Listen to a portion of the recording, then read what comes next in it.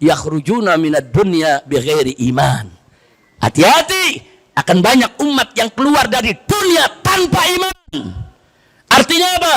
Kalau ulama ditinggal, ulama enggak didengerin, saudara, ulama diremehkan, jangan kaget kalau akan banyak umat Islam yang murtad, saudara. Lihat sekarang ini, saudara, berapa banyak yang menghina Allah, menghina Nabi, menghina Quran. Menghina Allah itu murtad, menghina Nabi itu murtad, menghina Quran itu murtad. Coba-coba ada orang Islam menghina Allah, menghina Nabi, menghina Quran, menghina malaikat, saudara, murtad. Sekarang udah terjadi banyak di mana-mana. Sadar atau tidak sadar keluar itu ucapan-ucapan murtad, saudara. Nah, kenapa begini? Karena banyak yang meninggalkan ulama.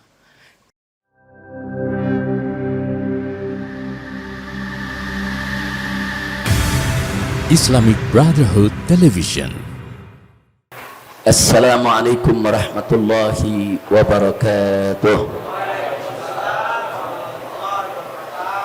Bismillah walhamdulillah wala hawla wala quwwata illa billah. Ashhadu an la ilaha illallah wahdahu la syarika lah. وأشهد أن سيدنا محمدا عبده ورسوله لا نبي بعده. اللهم صل وسلم وبارك على سيدنا وحبيبنا وشفيعنا ومولانا نبينا محمد وعلى آله الطاهرين وأصحابه الغر الميامين ومن تبعهم بإحسان ila yaumiddin. Amma ba'd. Ikhwati al-hibba'i rahimakumullah, fi hadhihi as-sa'ati al-mubarakah bi hadha al-makan al-sharif la ansa an usiyakum jami'an wa nafsi bi taqwallah wa bi ta'ati Rasulillah sallallahu alaihi wasallam. فنسأل الله سبحانه وتعالى أن يهدينا إلى صراطه المستقيم ويجعلنا من المتقين ويدخلنا جنته جنة النعيم بحق سيد المرسلين والحمد لله رب العالمين. تقبل الله منا ومنكم وتقبل يا كريم. Alhamdulillah, pada kesempatan hari ini satu kebahagiaan dan kehormatan bagi saya dan rombongan bisa hadir bersilaturahim dengan masyarakat Pejaten, wabil khusus jamaah dari Masjid Jami As-Salihin. Sesuai dengan nama masjidnya, mudah-mudahan semua jamaah Masjid Jami As-Salihin dijadikan oleh Allah sebagai orang-orang yang salihin.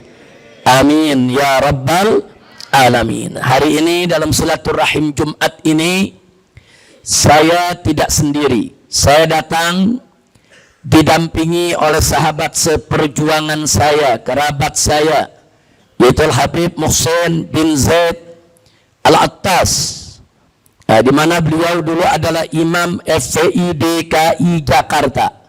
Beliau dulu sekolah di Darul Mustafa di bawah asuhan Al-Habib Umar bin Hafidh hafizahullah ta'ala wa ra'ah.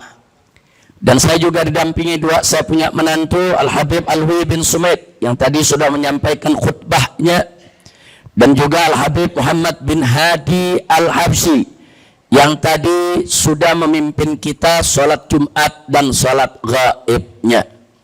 Saya juga didampingi ada beberapa pengurus DPP Front Persaudaraan Islam. Di sini ada sekumnya atau sekjen, ada juga bedumnya, dan ada beberapa pengurus yang lain. Jadi sekali lagi kedatangan kami untuk bersilaturahim. Nah, ahiba'il kiram, dalam beberapa waktu terakhir ini, saudara, beberapa ulama, dai, ustadz kita dipanggil oleh Allah Subhanahu wa ta'ala. Mulai dari Kiai Haji Khairus Saleh, besan daripada Kiai Haji Nur Sasih, orang tua kita, hafizahullah ta'ala wa ra'ah, yang berdakwah di Pulau Batam, telah meninggal dunia. Begitu juga Ustadz sahabat kita, mantan pendeta mu'allaf yang luar biasa berdakwah untuk mengembalikan orang-orang yang tadinya muslim terus murtad, saudara, akibat ulah kristenisasi, dia berusaha untuk kembalikan lagi mereka masuk ke dalam Islam. Alhamdulillah, perjuangannya luar biasa. Dan beliau juga pernah dipenjara dan bertemu dengan saya di penjara di Mabes Polri. Nah, kita sama-sama berdakwah di sana. Di sana dulu juga ada Habib Ali bin Alwi Al-Attas yang juga menemani saya di dalam penjara. Beliau adalah saat ini sebagai bedum FPI. Jadi Ustadz Yahya Waloni juga sudah meninggalkan kita. Dan kemarin siang, ulama besar Betawi, muallim Betawi, saudara, banyak kiai-kiai di Jakarta ini yang belajar dengan beliau. Beliau ini selama ini dianggap sebagai pengganti daripada almarhum Kiai Haji Syafi'i Hazami. Jadi kemarin siang meninggal dunia, yaitu Kiai Haji Bunyamin Muhammad bin Haji Muhammad. Jadi kemarin siang beliau meninggal dunia, dan setelah asar jelang maghrib langsung dimakamkan, yaitu di depan musola yang memang bersebelahan dengan rumah tinggal beliau. Beliau seorang ulama yang luar biasa. Orangnya pendiam tapi ilmunya luas, akhlaknya mulia, dan sangat menghormati saudara para ulama baik yang tua maupun yang muda. Dan beliau suka bersilaturahim walaupun kepada mereka yang lebih muda dari beliau. Beliau santun, beliau ramah, saudara. Suaranya menyejukkan, dakwahnya begitu mendalam, dan beliau ahli fikih, saudara, untuk masyarakat Betawi. Nah, tapi di balik daripada kelembutannya, kesantunannya, keramahannya, saudara, beliau selalu mendukung perjuangan saya dan kawan-kawan. Nah, jadi tidak segan-segan beliau datang ke Petamburan, memberikan nasihat kepada saya, kemudian memberikan support, semangat, doa, untuk terus berjuang menegakkan amar ma'ruf nahi munkar di negeri kita tercinta ini. Dan kini beliau sudah meninggalkan kita. Semoga Allah subhanahu wa ta'ala yaitu merahmati seluruh ulama kiai kita yang telah dipanggil kembali kepadanya. Allah masukkan mereka ke dalam surganya, dan Allah kumpulkan mereka dengan Nabi kita Sayyiduna Muhammad sallallahu alaihi wasallam. Apalagi kalau kita mundur di musim Covid yang lalu, berapa banyak habaib, ulama, kiai meninggal dunia dipanggil oleh Allah subhanahu wa ta'ala. Habail kiram, kematian para ulama jangan dipandang remeh. Kematian para ulama jangan dipandang sesuatu yang sederhana, saudara. Kematian para ulama adalah musibah bagi kita semua. Kematian para ulama adalah kerugian bagi kita semua. Kenapa? Karena ulama itu sumber ilmu. Dari mana kita dapat ilmu kalau bukan dari ulama? Dari mana kita belajar ilmu kalau bukan dari ulama? Dari mana kita mengambil ilmu kalau bukan dari ulama? Maka itu dalam satu hadis sahih yang diriwayatkan oleh Imam Bukhari dan juga diriwayatkan oleh Imam Muslim, tegas Nabi mengatakan, atau kama qala Nabi sallallahu alaihi wasallam, innallaha la yaqbidul ilma intiza'an yantazi'uhu minan nas. Atau di riwayat yang lain, minal ibad. Jadi sesungguhnya Allah itu tidak mencabut ilmu begitu saja ditarik daripada para hambanya. Enggak, saudara. Jadi bagaimana cara Allah mencabut ilmu dari kita? Nabi mengatakan, walakin Allah, akan tetapi Allah yaqbidul ilma biqabdil ulama. Allah mencabut ilmu dari tengah-tengah hambanya dengan mewafatkan para ulamanya. Jadi ilmu-ilmu itu, saudara, sedikit demi sedikit akan hilang dari kita dengan kematian, kewafatan para ulama kita. Jadi ilmu itu, pengertian ilmu itu diambil oleh Allah, diangkat oleh Allah. Bukan ilmu itu terhapus dari lembaran kertas. Bukan ilmu itu terhapus, saudara, dari catatan-catatan buku. Bukan, saudara. Walaupun ilmu itu berserakan di kitab-kitab, ilmu itu berserakan di buku-buku, ilmu itu berserakan di para catatan, Bagaimana kita bisa memahaminya tanpa petunjuk ulama? Bagaimana kita bisa memahaminya tanpa diajarkan oleh ulama? Ya, ada jutaan kitab di sekitar kita, ribuan catatan di sekitar kita. Bagaimana kita bisa paham kalau nggak dituntun oleh ulama, saudara?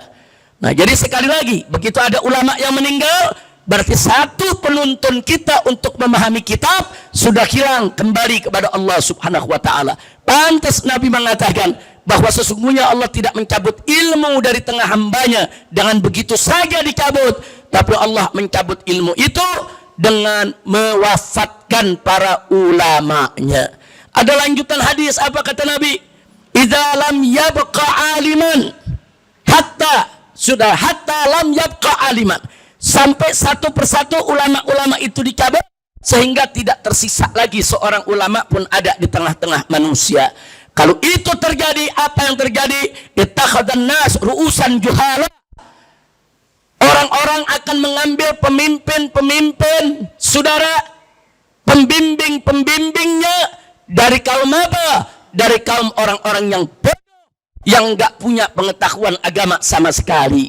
Dan kalau itu sudah terjadi, apa yang terjadi? Fasu'ila wa aftau bi ghairi ilmin, kata Nabi. Akhirnya orang-orang yang dianggap pemimpin tadi, yang dianggap sesepuh tadi, padahal bukan ulama, saudara, cuma dituakan, saudara, cuma didorong untuk jadi pemimpin. Akhirnya mereka ditanyakan berbagai macam urusan agama, fa'aftau bi ghairi ilmin. Akhirnya mereka memberikan fatwa tanpa ilmu. Kalau sudah begitu, kata Nabi, fadallu wa adallu. Akhirnya mereka menjadi sesat dan menyesatkan. Inna lillahi wa inna ilaihi raji'un. Makanya tadi saya katakan, jangan pandang kecil kematian seorang ulama. Kematian seorang ulama kerugian besar buat kita. Karena ilmu yang si ulama punya, yang dia pelajari dari dia kecil, remaja, dewasa, sampai akhir hayatnya, dia bawa, saudara. Dia nggak tinggalkan. Ya, diajarkan kepada murid-muridnya. Apa sudah 100% diajarkan? Mungkin yang diajarkan baru 10%, baru 20%. Ini ulama masih banyak lagi ilmu-ilmu yang mendalam yang belum sempat diajarkan kepada muridnya. Nah, ilmu-ilmu yang mendalam yang belum sempat diajarkan ke muridnya, dia bawa ke alam arwahnya, saudara. Rugi tidak? Rugi tidak? Rugi, saudara. Jadi makin kemari, saudara, makin banyak ilmu yang hilang dari tengah-tengah kita dengan kematian para ulamanya. Makanya, mumpung saat ini masih banyak ulama, ada ulama di sekitar kita, saudara, jangan ditinggal. Datangi mereka, belajar kepada mereka, timba ilmu mereka, ambil, saudara, ambil sebanyak-banyaknya ilmu-ilmu yang mereka miliki, saudara. Jangan ulama ditinggal. Hadiri majelis-majelis taklim mereka, majelis taklim di rumah mereka, majelis taklim di masjid, di musola, di pondok pesantren. Saudara, hadiri, timba ilmu dari mereka sebelum mereka dipanggil oleh Allah Subhanahu wa Ta'ala. Jangan sampai nanti kalau ulama udah nggak ada di sekitar kita, akhirnya kita bertanya, saudara, bukan lagi kepada tempatnya. Na'udzubillah min dzalik. Syekh Nawawi Al-Bantani rahimahullahu ta'ala wa walidayh, seorang ulama besar Indonesia yang dulu hidup di zaman penjajahan Belanda, saudara. Beliau sejak kecil tinggal di Mekah, belajar di Mekah, menjadi ulama besar, ahli hadis dan ahli tafsir serta ahli fikih, saudara. Luar biasa. Begitu beliau sudah menimba ilmu sedemikian hebat, saudara, namanya masyhur di kota Mekah, saudara. Dan kitab-kitab peninggalannya sampai hari ini masih dipakai di seluruh dunia, bukan di Indonesia saja, saudara. Ketika beliau pulang ke Indonesia, turun di Banten, di kampung halamannya, saudara, Belanda tidak suka sama dia. Karena ini ulama nggak bisa dibeli, ini ulama nggak bisa dikendalikan. Sementara banyak orang di Banten datang kepada beliau minta fatwa, saudara. Akhirnya beliau diganggu, beliau dikejar, dan beliau mau dibunuh, saudara. Nah, akhirnya apa yang terjadi? Beliau hijrah kembali ke Mekah, saudara. Jadi beliau kembali ke Mekah, saudara, bukan lari dari jihad. Jangan kita fitnah ulama. Beliau menjaga ilmu. Kan memang mesti bagi-bagi tugas, saudara. Ada yang jihad dengan ilmunya, ada yang jihad dengan senjatanya, ada yang jihad dengan hartanya. Saudara, kalau semua berjihad hanya dengan nyawanya, sementara yang punya harta tidak mau jihad dengan hartanya, bagaimana jihad bisa dipersenjatai? Nah, makanya kalau kita lihat dalam Al-Quran, saudara, wajahidu bi amwalikum wa anfusikum, jihadlah kamu dengan hartamu dan jiwamu. Harta dulu disebut, saudara. Kenapa? Karena harta itu yang akan melatih, membentuk saudara para tentara Allah, mempersenjatai mereka, melengkapi mereka dengan peralatan, saudara. Jihad itu bagi-bagi tugas. Nah, jihadnya para ulama dengan ilmu, saudara. Makanya Syekh Nawawi Al-Bantani berjihad dengan ilmu, saudara. Disebarkan ilmunya, beliau karang kitab-kitabnya, menyebar saat ini bukan di Banten saja, saudara, di seluruh tanah air Indonesia, bahkan di seluruh dunia. Kalau kita ke Mekah, ke toko-toko kitab di Mekah, semua di sana berserakan karangan-karangan daripada Syekh Nawawi Al-Bantani. Setelah itu lahir lagi ulama-ulama lain, saudara, dari Indonesia, seperti Syekh Ahmad Khatib Al-Minangkabawi, saudara. Enggak sampai di situ, saudara, masih ada lagi yang terakhir, ahli hadis diakui oleh dunia, Syekh Yasin Fadani, saudara. Dari ulama-ulama Indonesia yang kelas dunia banyak, saudara. Dari zaman Belanda pun banyak, dan jangan sekali-kali kita bersuudzon kepada mereka. Nah, jadi ada ulama yang jihad dengan ilmu, lanjutkan jihad dengan ilmunya. Dan dari dulu, dari zaman penjajahan Belanda, saudara, udah banyak pondok-pondok pesantren berdiri, kiai-kiai ngajar santrinya, saudara. Kalau kita lihat pondok pesantren Sidagiri di Jawa Timur, saudara, itu bentengnya Ahlus Sunnah wal Jamaah, itu usianya sudah hampir 300 tahun. Dari sebelum Indonesia lahir, Indonesia belum ada, pesantren udah ada, saudara. Nah, jadi jangan dikira bahwa ulama-ulama itu tidak berjuang. Ulama-ulama tersebut membangun pondok-pondok pesantren untuk apa? Menjaga akidah umat. Ini yang menjaga orang kafir, ingin memurtadkan umat Islam, harus dijaga akidahnya. Itulah peran-peran pondok-pondok pesantren di seluruh Indonesia. Dan tidak sedikit juga ulama-ulama di samping menjaga akidah umat, mereka juga angkat senjata melawan penjajah. Seperti siapa? Seperti ulama kita, alim mujahid, saudara, Kiai Nur Ali, saudara, di Bekasi. Itu ulama, bukan sembarang ulama, saudara. Siang buka kitab, ngajar umat, malam, saudara, angkat senjata, dia serbu pos-pos daripada penjagaannya Belanda, saudara. Itu dulu yang dilakukan oleh Kiai Nur Ali dan kawan-kawan. Jadi ulama-ulama kita dulu berjuang. Ya, ada ulama yang angkat senjata, sekaligus juga buka pondok majelis. Ada ulama yang hanya buka pondok pesantren dengan ribuan murid, dia jaga akidah umat, saudara. Makanya kita lihat, 350 tahun Belanda menjajah negeri kita tidak berubah menjadi negara Kristen, saudara. Tidak. Tetap 90% adalah umat Islam. Kenapa Belanda gagal memurtadkan bangsa Indonesia? Kenapa Belanda gagal mengkristenkan bangsa Indonesia? Padahal Belanda mendatangkan pendeta-pendeta dari luar negeri. Ada misi, ada sending, saudara. Ada pendeta-pendeta misionaris yang mengajak umat ini untuk masuk, saudara, menjadi Kristen. Ada yang mengajak kepada Katolik di mana-mana tempat, saudara. Tapi 90% bangsa Indonesia tetap berpegang kepada akidah Islam. Siapa yang menjaga ini, saudara? Ulama. Nah, makanya saya marah besar begitu ada menghina-hina Habib Utsman bin Yahya, katanya antek Belanda, saudara, pengkhianat bangsa. Jangan coba-coba menghina ulama, saudara. Ulama-ulama kita baik dari kalangan habaib maupun dari kalangan kiai dulu bahu-membahu, saudara. Lihat kiai-kiai di Jakarta ini, saudara. Siapa yang tidak punya sanad nyambung ke Habib Utsman bin Yahya? Semua tuan-tuan guru yang ada di Jakarta ini, tuan guru Mukni, tuan guru, saudara, Marzuki dan lain sebagainya, sanad ilmunya semua ke Habib Utsman bin Yahya, saudara. Jadi Habib, gurunya orang-orang Betawi, dihina, difitnah, kurang. Nah, maka itu di sini saya mengingatkan, jangan, saudara, kita jangan kurang ajar kepada ulama, apalagi meninggalkan ulama. Kalau kita sampai meninggalkan ulama, hati-hati. Syekh Nawawi Al-Bantani dalam kitabnya yang berjudul Nasaihul Ibad, beliau menukilkan satu riwayat, saudara. yaitu ruwiya au qila au kama qala Nabi sallallahu alaihi wasallam, di mana beliau mengatakan, saudara, sayati zamanun ala ummati, akan datang suatu masa kepada umatku, zaman yang bagaimana? Yafirruna minal ulama'i wal fuqaha, di mana umatku rame-rame lari dari ulama dan fuqaha. Orang alim ditinggal, ahli fikih ditinggal. Nah, kalau itu sudah terjadi, saudara, apa selanjutnya dikatakan? Fayabtalihimullah bisalasi baliyatin. Maka Allah, saudara, Allah akan menimpahkan musibah kepada umat yang meninggalkan ulama dengan 3 musibah yang besar, saudara. Yang pertama, aulaha yarfa'ullahul barakah min kasbihim.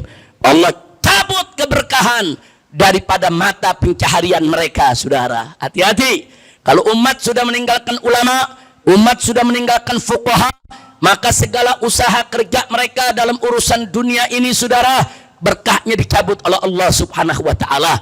Enggak berkah. Harta yang kita punya kalau sudah tidak berkah, penghasilan kita kalau sudah tidak berkah, walaupun banyak, tidak akan pernah mencukupi, saudara.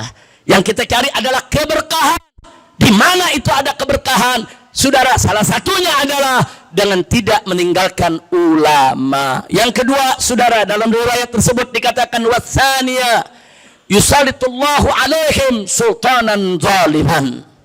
Saudara, Allah akan kirim, saudara, ke orang-orang yang sudah meninggalkan ulama tadi, pemimpin yang zalim. Jadi kalau kita melihat banyak pemimpin zalim, saudara, banyak pejabat yang zalim, banyak menteri yang zalim, banyak polisi yang zalim, kenapa ini kok banyak yang zalim? Jangan-jangan karena kesalahan kita meninggalkan ulama. Karena di sini disebut, umat tinggalin ulama, Allah kirim, Allah biarkan itu pemimpin-pemimpin zalim yang menguasai umat Islam, saudara. Na'udzubillah min dzalik. Makanya hari ini saya ingin ajak kita mengevaluasi dan introspeksi diri. Kenapa ini terjadi di sekitar kita? Kok banyak pemimpin zalim? Korupsinya nggak tanggung-tanggung, triliun-triliunan. Umat lagi miskin, saudara, nyari kerja lagi susah. Orang antri ratusan ribu orang cari kerja, desek-desekan, sampai banyak yang pingsan, ada yang berkelahi, saudara, hanya demi dapat daripada pekerjaan.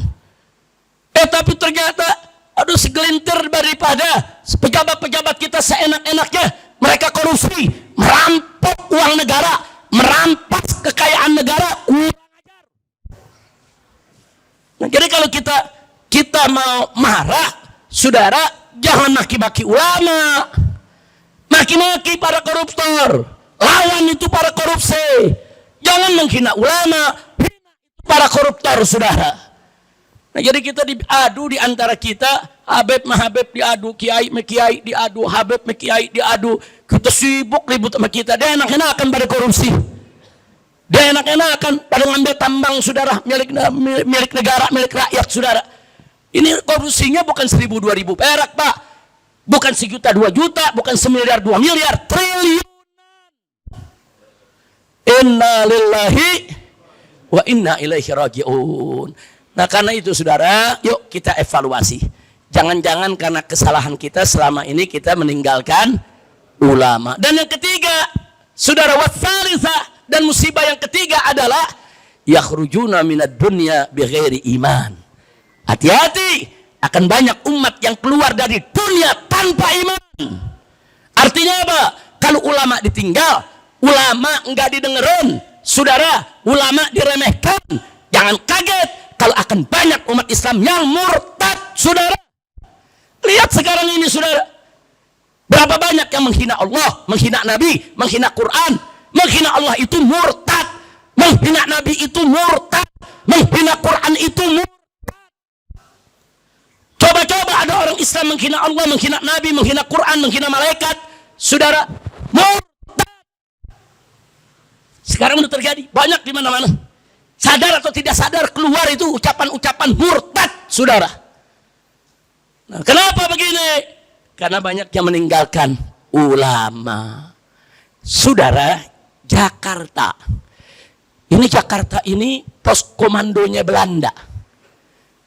Semua pendeta-pendeta dari Eropa, saudara, didatangkan ke Jakarta sebelum dikirim ke pulau-pulau. Sebelum dikirim ke Sumatera, ke Kalimantan, ke Maluku, ke Papua, ke Nusa Tenggara. Mereka kumpul di Jakarta, saudara. Jakarta ini benteng Belanda, saudara. Tapi menariknya, saudara, hampir 100% Betawi nggak ada yang masuk Kristen. Islam hanya ada segelintir, saudara, di Kampung Sawano, Bekasi. Betawi-Betawi, saudara, yang dimurtadkan, lain itu nggak ada. Bahkan masyarakat Betawi dengan Islam identik. Orang dengar Betawi, ya Islam. Subhanallah, kenapa? Karena kita dijaga sama tuan-tuan guru kita. Saudara, di Jakarta ini ada Habib Utsman bin Yahya, ada Tuan Guru Majid, ada Tuan Guru Marzuki, ada Tuan Guru Mugni. Wah, kalau saya sebutin, sabrak-kabrak udah Tuan Guru, saudara. Dijaga. Makanya kita lihat, saudara, di Jakarta ini, Masya Allah, sampai-sampai Buya Hamka, saudara, menulis buku. Beliau heran-heran, ini Jakarta kan pusatnya Belanda, ini pusatnya misionaris. Kok masyarakat Betawi nggak ada yang masuk Kristen? Beliau selidiki. Terakhir beliau katakan apa? Oh, pantas. Sebab orang Betawi itu dikit-dikit ngumpul sama ulama. Saudara, anak lahir, saudara, anak lahir bikin akikah kumpul. Saudara, ada yang meninggal dunia, tahlil kumpul. 7 hari kumpul, 40 harian kumpul, 100 kali kumpul, lagi sunatan kumpul, bangun rumah kumpul, jadi kumpul, ganti genteng ke sedekah. Bayangkan, saudara, dikit-dikit kumpul sama ulama. Nah, begitu mereka kumpul, ya, mereka dalam kumpul baca tasbih, tahmid, takbir, tahlil. Saudara, tapi yang disorot oleh Buya Hamka bukan soal itu aja, kumpulnya itu dengan ulama. Sehingga kalau mereka ada masalah, langsung tanya kepada kiai. Kiai, ini bagaimana hukumnya? Kiai, ini bagaimana hukumnya? Luar biasa. Dulu masyarakat Betawi berpegang betul kepada ajaran para ulamanya. Sampai-sampai, maaf Pak ya, orang Betawi dulu sulit dicari yang bisa baca ABC sampai Z. Buta huruf. Tapi kalau disuruh baca Arab gundul, lancar-lancar. Lo apa masyarakat Betawi bodoh? Bukan. Mereka lihat ABCD itu hurufnya Belanda, huruf kafir. Gue nggak mau belajar. Itu orang Betawi dulu ya, buat. Yang mereka pelajari Arab Melayu. Makanya buku-buku Habib Utsman bin Yahya, Tuan Guru Muhajir, saudara, dan lain sebagainya apa? Semua pakai Arab Melayu.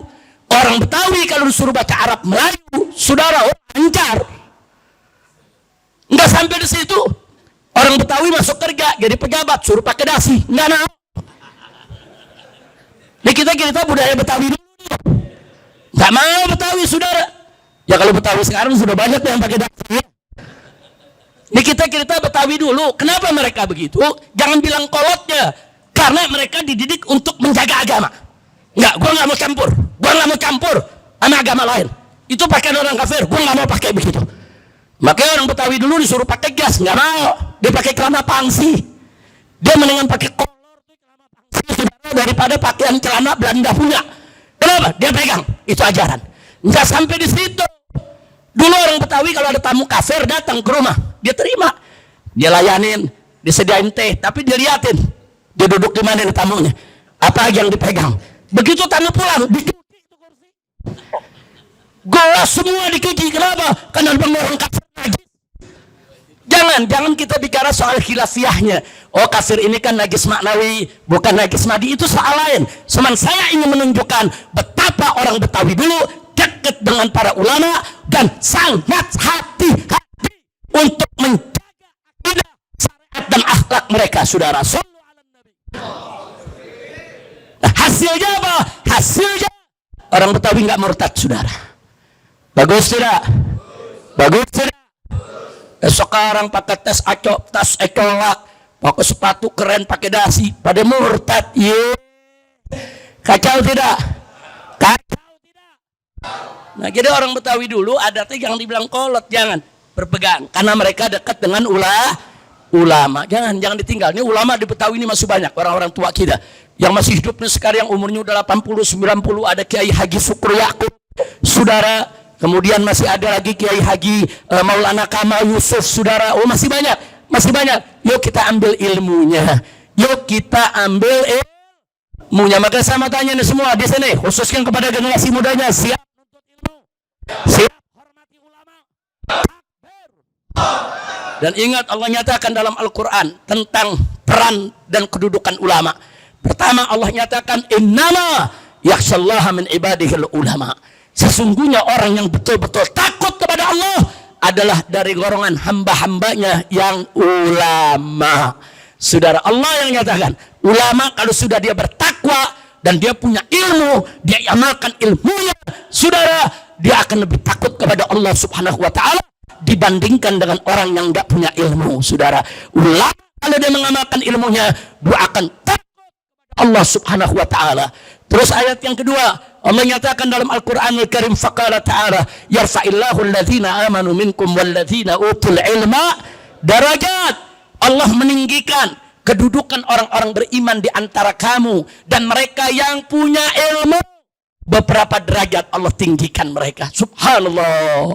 Ulama dimuliakan Allah, ditinggikan Allah. Maka itu kita sebagai umat Nabi wajib memuliakan mereka yang dimuliakan oleh Allah, menghormati mereka yang dihormati oleh Allah, meninggikan kedudukan mereka yang ditinggikan oleh Allah Subhanahu wa ta'ala. Jadi yang memuliakan ulama, yang meninggikan kedudukan ulama adalah Allah. Dan Nabi dalam hadisnya mengatakan, al-ulama warasatul anbiya. Ulama itu adalah pewaris Nabi.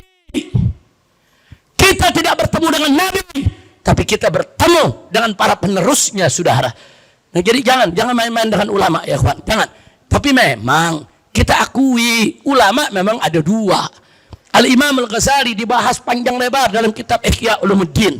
Atau kita baca kitab Al-Imam Al-Habib Abdullah bin Alwi Al-Haddad, saudara. Di dalam kitab An-Nasaihud Diniyah, ya kita diingatkan ulama ada dua. Ada ulama khair, ada ulama su, ada ulama yang baik, ada ulama yang jahat.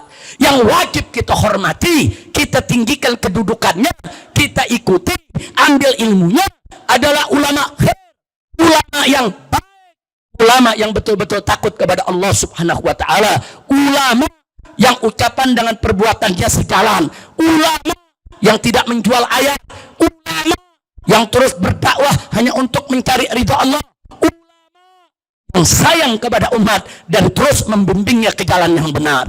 Wajib kita ikuti mereka. Bahkan ulama-ulama macam ini tempat kita bertanya. Allah yang suruh. Apa kata Allah dalam Al-Quran? Fas'alu ahla dzikri in kuntum la ta'lamun. Yaitu kata Allah, fas'alu, tanyakanlah ahlu dzikri. Siapa itu ahlu dzikri, saudara? Ahlu dzikri itu adalah saudara ulama, fuqaha. Allah yang suruh tanya kepada mereka, in kuntum la ta'lamun, kalau kamu tidak mengetahui suatu masalah. Jadi kalau zaman sekarang tahun-tahun ini, saudara, ada dai muda seenaknya ngomong taklid haram, taklid haram. Saudara, taklid ada yang haram, ada yang wajib, saudara. Jadi siapa bilang taklid itu haram bagi orang awam? Orang awam boleh, bahkan wajib mengikuti guru-gurunya, mengikuti imamnya, mengikuti panutannya, saudara. Nggak mungkin kita tuntut orang-orang awam untuk ijtihad. Jangankan ijtihad, orang awam untuk ittiba saja sulit. Memegang satu pendapat dengan tahu dalil. Memegang pendapat dengan tahu dalil itu kalangan muta'allimin, kalangan santri, kalangan terpelajar. Saudara, kalangan ulama memang bisa jadi mujtahid, tapi kalangan awam mereka hanya bisa jadi muqallid, kecuali dalam hal yang prinsip. Baru nggak boleh taklid. Nih semua di sini nih. Kalau ditanya, percayakah Allah itu Maha Esa? Jawab yang kompak, percaya. Yakin? Beriman? Kemudian tahu-tahu ditanya, dari mana ente percaya? Dia jawab, kata guru saya. Nggak boleh. Ini soal prinsip. Nggak boleh jawabnya kata guru saya, saudara. Kau ditanya, kenapa kau yakin Allah itu Maha Esa? Jawabnya, karena Allah berfirman, Qul huwallahu ahad. Katakanlah bahwa Allah itu ahad, Maha Esa tidak berbilang. Kalau dia nggak hafal tuh ayat, dia lupa dalil ayatnya, sekurangnya dia pakai dalil akalnya, logikanya. Kau yakin Allah itu Maha Esa? Yakin. Kenapa kau yakin? Ya iya, kalau Allah ada 2, ada 3, bisa berantem dong. Yang satu mau pagi, yang satu mau malam, berkelahi.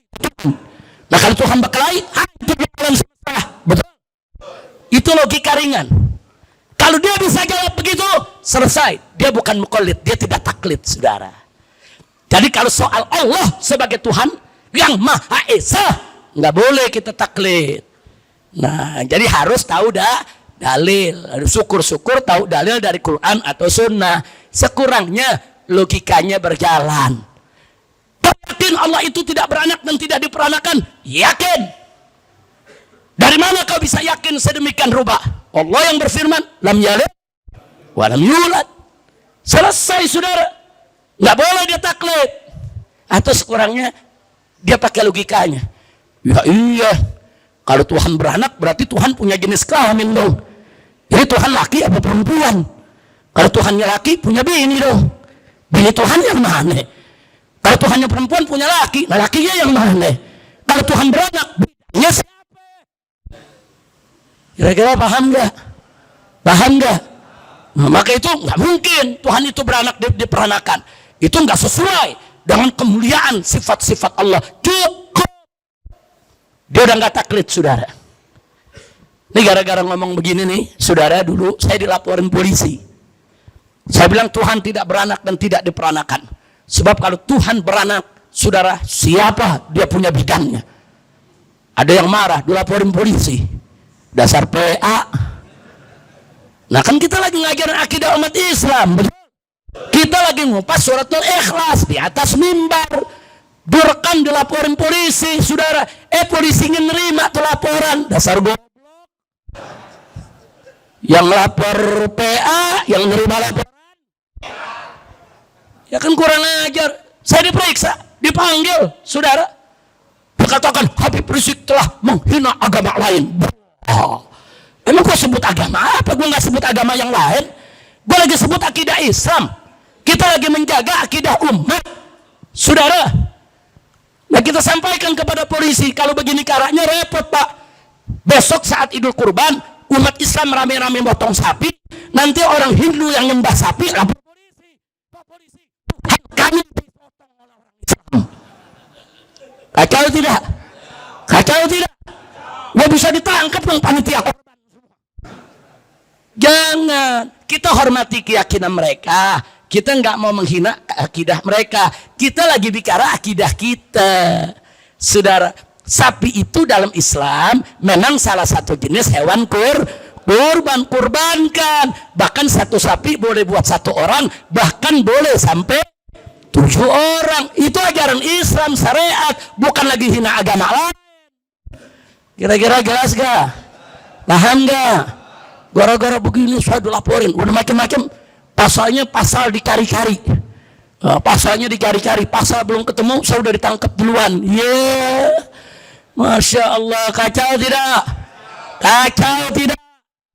Nah, maka itu saya tegaskan sekali lagi. Kita ini lagi bahas akidah umat Islam. Tauhidnya umat Islam. Syariatnya umat Islam. Kita sedang tidak membahas daripada akidahnya orang lain. Betul? Betul? Jadi saya mau tanya, saudara. Siapa yang Maha Esa? Siapa yang Maha Esa? Siapa? Siapa yang tidak beranak dan tidak diperanakan? Siapa yang maha besar? Siapa yang maha kuasa? Takbir. Shallu ala Nabi. Nah, baik saudara. Nah, ini penting, saudara. Jadi ulama yang lagi pada ngajar tabligh di mana-mana, saudara, bukan hanya ditinggalkan, bahkan diperkarakan. Saudara, ajarannya dikriminalisasi. Sama seperti yang dialami oleh almarhum Ustadz Yahya Walani. Dia lagi bicara, saudara, dulu saya orang Kristen. Saya nyembah Tuhan yang begini-begini. Setelah saya masuk Islam, setelah saya kenal Islam, ternyata Tuhan nggak begitu sifatnya. Tuhan sifatnya begini. Saya yakin ini akidah yang benar. Saya masuk Islam. Dan saya yakin yang dulu saya ikuti itu salah. Ditangkap. Di penjara, saudara. Ini negara mau jadi apa? Saudara, saya sakit, dirawat di rumah sakit, saudara, lagi musim COVID, akhir-akhir musim COVID, saudara. Masuk rumah sakit, saudara, baru 1 jam masuk rumah sakit, beredar di medsos, meme, Habib Rizik meninggal dunia, Habib Rizik mati disambar petir, Habib Rizik sudah mudar. Rame di tengah umat, saudara. Akhirnya kiai-kiai telepon, saya punya menantu Habib Hanif. Habib Hanif kasih kabar, enggak kiai, abah baik-baik saja. Abah enggak, emang abah lagi ada keluhan, badannya panasnya agak tinggi, lagi diperiksa, belum tahu sakit apa, baru ambil darah, mau diperiksa nanti check up, kira-kira ini sakit apa. Nah kemudian ada kiai nyaranin, Habib bikin rekaman dong, sebab nih dari Aceh, Palembang, Lampung, Kalimantan semua nanya. Nah Habib bikin rekaman deh, menyampaikan kalau Habib baik-baik saja. Ya Habib Hanif bikin rekaman.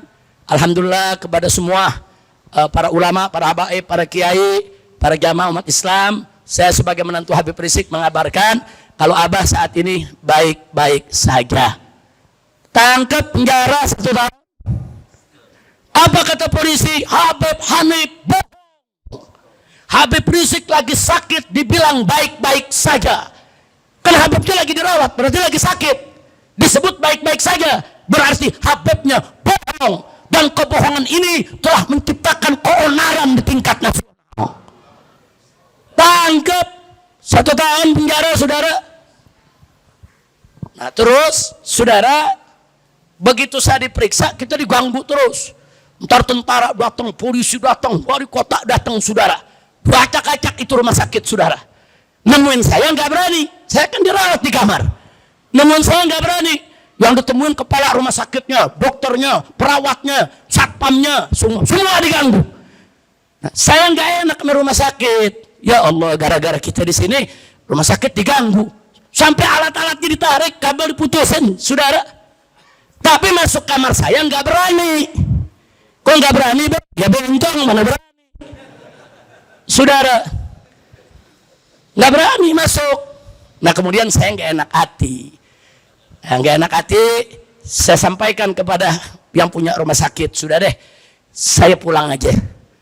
Habib belum selesai nih. Ini hasil apa namanya periksanya lagi dibawa ke laboratorium. Dulu saat itu Pak, untuk periksa COVID nggak sejam selesai. Kan nunggu, ada 2 hari, 3 hari baru ada hasil. Kalau sekarang kan nggak, 5 menit udah dapat ketahuan. Periksa 5 menit langsung ketahuan COVID apa enggak. Saat itu belum. Saya mesti nunggu, saudara. Nah, jadi saat itu saya bilang ya udahlah, ntar hasil laboratoriumnya kirim aja ke rumah. Saya belum tahu saya sakit apa. Mungkin COVID, mungkin juga bukan COVID. Wallahu a'lam, saudara. Nah, akhirnya sudah, saya bilang saya pulang. Itu di depan gerbang, saudara, semua dikepung, intel, polisi, tentara. Nah, bagaimana saya cara pulang? Saya tanya yang punya rumah sakit, ada pintu belakang nggak? Ada. Lewat mana? Lewat gudang. Nah, terus habis dari gudang kemana? Ya ke belakang, lewat kampung, Beb. Ya udah kita lewat situ. Begitu kita pulang, nggak ada polisi yang tahu, ya kawan. Akhirnya apa? Satu rumah sakit ditangkap semua. Disalahin semua. Kemana tuh Habib Rizik? Sampai pemimpin rumah sakit, saudara, diperiksa. Walaupun setelah itu dilepas lagi. Dokternya diperiksa. Bahkan salah satu dokternya pemimpin rumah sakit, saudara, ditangkap, saudara, diperiksa dan masuk pengadilan. Walaupun setelah itu dibebaskan, saudara. Jadi ini apa? Nah begitu saya pulang, rumah sakit minta Habib bisa berikan testimoni ya. Nah, tahu testimoni ya? Bagaimana sih kesan pesan saya dirawat di situ? Nah, saya sampaikan, cuman ada 2 menit ya, Wak. Alhamdulillah saya dirawat di rumah sakit Umi. Di sini pemiliknya baik, dokternya baik, kemudian perawatnya juga baik, saya diperlakukan dengan baik. Udah gitu di sini juga setiap waktu sholat kita diingatkan, terdengar azan. Saya senang dengan rumah sakit ini. Saya doakan mudah-mudahan maju. Dan saya akan pulang hari ini karena alhamdulillah kondisi saya baik-baik saja. Ditangkap. Saya dibilang berbohong. Kok sakit bilang baik-baik saja. Nah kan gua belum dapat hasilnya. Saudara, akhirnya begitu saya pulang ke Sentul, saudara, hari Seninnya baru tuh dari RSKM dikirim hasil saya. Dinyatakan Habib Rizik terkena COVID dan harus isolasi mandiri 14 hari. Kebetulan saya sudah ambil inisiatif dari sebelum masuk rumah sakit, saya sudah isolasi 1 minggu. Nyambung dengan rumah sakit yang 2 hari, saya melanjutkan seminggu lagi, saudara. Itulah, begitu saya melanjutkan, saya berangkat ke Kerawang, terjadilah peristiwa KM 50. Nah, itu jangan cerita itu, panjang, sampai sore nggak selesai itu cerita. Nah, cuman di sini sebelum saya akhiri, kenapa ini saya ungkap, saudara? Jadi ulama zaman sekarang, kiai, ustadz, guru, bahkan syariat Islam, bukan hanya ditinggalkan, tapi dikriminalisasi. Bukan hanya kriminalisasi habaib, bukan hanya kriminalisasi ulama, tapi yang berbahaya adalah kriminalisasi syariat. Kenapa katakan kriminalisasi syariat? Mari kita lihat, saudara. Nabi alaihi salatu wassalam, ia mengajarkan kepada umatnya, kalau sedang sakit, dibesuk orang, ditanya apa kabar, jawablah bikhair, alhamdulillah. Apa arti bikhair, alhamdulillah? Baik-baik saja, alhamdulillah. Ajaran siapa tuh? Ajaran Nabi. Dan waktu Nabi sedang sekarat, Sayyidina Ali ada di dalam kamar. Setelah itu Sayyidina Ali keluar menemui para sahabat. Kenapa Sayyidina Ali kok bisa ada dalam kamar? Kan menantunya dan juga sepupu Nabi. Memang dari kecil Sayyidina Ali dipelihara oleh Nabi, saudara. Nah, Sayyidina Ali ditanya oleh para sahabat, bagaimana keadaan Nabi? Nabi sekarat nih, sebentar lagi meninggal. Apa jawab Sayyidina Ali? Alhamdulillah, Nabi bikhair, Nabi baik-baik saja. Itu kalau Sayyidina Ali di Indonesia sekarang kena tuh, ditangkap tuh, saudara, dibilang ngebohong tuh, ngebohongin sahabat semua, saudara.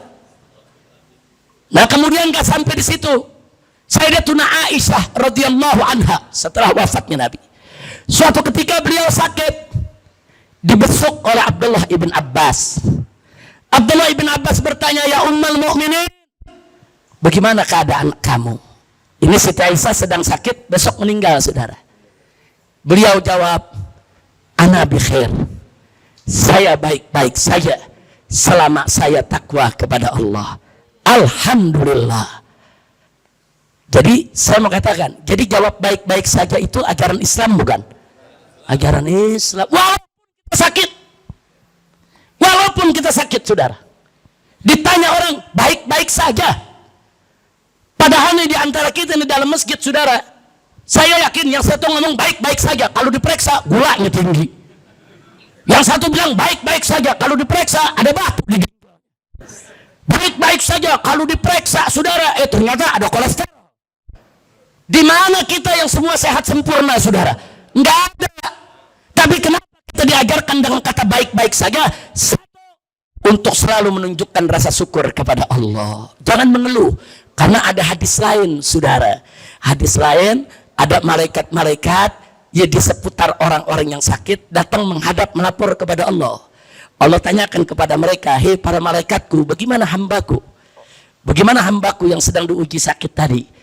Bagaimana apa yang diucapkannya saat ada yang berkunjung membesuk dia? Begitu malaikat melapor, ya Rabb, begitu ada yang berkunjung, dia tetap bersyukur kepadamu. Bikhair, alhamdulillah. Dia tetap bersyukur.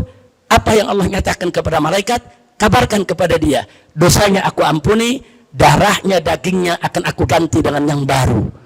Masya Allah. Jadi kata baik-baik saja, satu, untuk menunjukkan rasa syukur. Dua, untuk mengharapkan Allah sembuhkan, saudara. Yang ketiga, untuk menanamkan optimisme supaya jangan putus asa. Yang keempat, supaya dapat berkah. Yang kelima, saudara, mengikuti sunnah Nabi dan para sahabatnya. Betul? Ya kok di penjara? Saudara, saya dituntut 6 tahun penjara. Saudara, vonis 4 tahun. Saya banding tetap 4 tahun. Begitu saya PK turun jadi 2 tahun, saudara. Gara-gara mengatakan apa itu tadi? Baik-baik saja. Jadi menurut polisi, menurut jaksa, dan menurut hakim, Habib Rizik dan Habib Hanif telah berbohong mengatakan baik-baik saja. Padahal Habib Rizik sedang sakit, mestinya dijelaskan sakitnya, jangan bilang baik-baik saja. Saudara, dasar polisi, jaksa, hakim, nggak belajar Islam, nggak tahu adab, nggak tahu akhlak, nggak tahu tata krama yang diajarkan Nabi. Kalau sakit ditanya orang, jawab khair, alhamdulillah. Kira-kira jelas gak? Tapi ala kuliah yang nyidang saya dari 3 perkara ada 6 atau 7 hakim, yang 3 udah meninggal. Sampai jumpa di pengadilan akhirat. Yang 3 udah qaid ya kawan, dia duluan yang meninggal. Udah gitu ada hakim lucunya, begitu selesai persidangan, kepada terdakwa saya anjurkan untuk minta maaf kepada Presiden Jokowi. Apa urusannya? Nggak ada apa-apa, saya punya pengacara nih. Kita bengong, minta maaf. Ada urusan apa? Saya suruh minta maaf ke Jokowi, ada apa? Kan ini urusan prokes. Ini kan urusan prosedur kesehatan. Yang katanya saya ngebohong. Kenapa jadi minta maaf ke Jokowi? Di situ kelihatan berarti Jokowi yang nyuruh. Saudara, betul? Dia yang setel polisi, dia yang setel jaksa, dia yang setel hakim. Makanya sekarang, saudara, rasain Jokowi dimusuhin rakyat satu negeri. Alhamdulillah. Ijazahnya lagi diproses, bohongnya, korupsinya, rasain. Alhamdulillah. Jadi saya nggak repot-repot ngebales, nanti Allah yang balas. Betul? Nah, baik, sebelum saya akhiri sekali lagi, saya mau tanya nih semua nih, siap cinta ulama? Siap ikut ulama? Siap hadir majelis ulama? Takbir! Temui ulama-ulama kita yang tua, yang muda, temuin ya kawan. Cium tangan mereka, minta berkahnya, belajar, ambil ilmu mereka, minta doa kepada mereka. Insya Allah, jangan segan-segan ya kawan. Apalagi ulama-ulama kita yang sepuh, saudara. Datangi, saudara. Datangi, minta doanya, doa-doa mereka mustajab. Saudara, datangi. Itu guru-guru kita yang menjadi sumber ilmu kita dan menjadi sumber untuk mendatangkan keberkahan dari Allah Subhanahu wa taala. Amin ya rabbal alamin. Nah, itu saja yang saya mau sampaikan. Jadi saat ini kita tenang-tenang saja, alhamdulillah. Setan lagi pada ribut. Alhamdulillah. Kalau setan lagi ribut, pisahin jangan. Kalau perlu adu lagi. Setuju. Ada yang bilang, Beb, emang ngadu-ngadu begitu, Beb? Boleh. Adu domba haram. Adu domba haram. Adu manusia lebih haram. Adu setan wajib. Ya, udah nanya di sini anak muda, Beb, setannya siapa? Lu jangan nanya. Lu nanya urusannya keluar dari masjid, gue ditangkap. Nah, suruh jangan nanya, tahu setannya kan? Tahu setannya. Udah doain ya biar setan berkelahi terus. Nanti kalau setan yang satu udah rubuh, setan yang satu lagi tinggal kita gerak. Amin. Jadi ini doa umat Islam yang digobol. Wasgil zalimin bidzalimin. Dan doa kita di mana-mana. Kita merame-rame, kita baca selawat, betul. Di mana-mana jutaan umat Islam baca dari Sabang sampai ke Merauke. Allah lagi terima nih. Saudara, ini Allah, saudara, yang sedang menggerakkan segala sesuatunya. Setan lawan setan. Alhamdulillah. Yang zalim lagi sibuk perang sama yang zalim. Sekali lagi, alhamdulillah. Allahumma salli ala sayyidina Muhammad.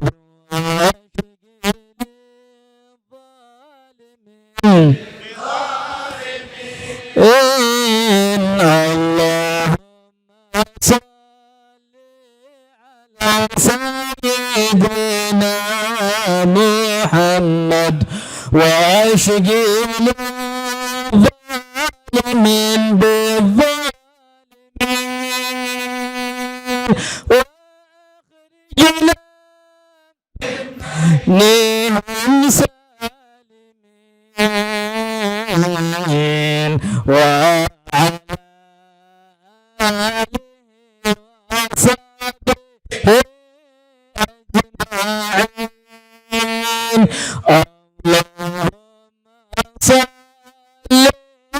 محمد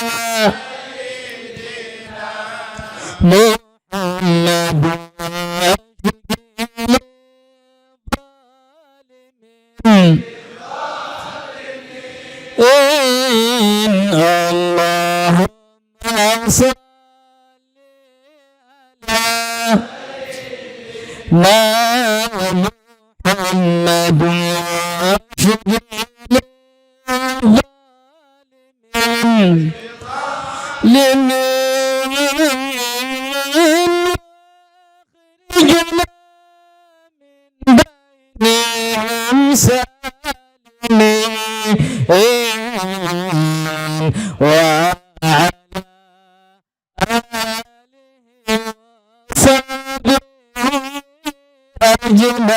أجمعين صلى الله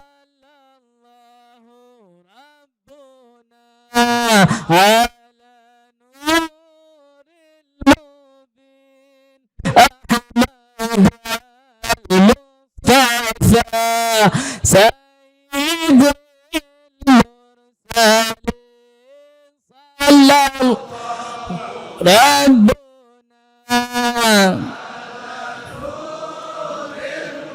المبين أحمد المصطفى سيد المرسلين صلى ربنا بن أحمد المصطفى سيد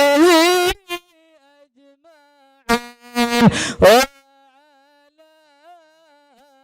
آله وصحبه أجمعين صلوا على النبي. Alhamdulillah, mudah-mudahan apa yang sama kita sampaikan pada kesempatan siang hari ini jadi manfaat buat kita semua. Dan semoga Allah Subhanahu wa taala memberkahi negeri kita, memberikan kita pemimpin-pemimpin yang baik. Al-Fatihah ala Allah Subhanahu wa taala an yuwalli alaina khiyarana ma yakhafu min Allah Subhanahu wa taala wa yarhamuna wa an la yusallit alaina syurarana man la yakhafu min Allah Subhanahu wa taala wa la yarhamuna. Ala Allah Subhanahu wa taala an yaj'ala lana jami'an a'imma adilin wa ila hadratin nabi sayyidil mursalin bisiril Fatihah.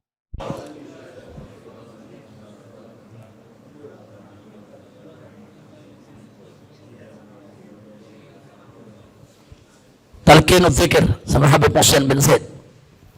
Qala Rasulullah sallallahu alaihi wasallam Abdul Maghut ana wa nabiyana min qabli la ilaha illallah la ilaha illallah la ilaha illallah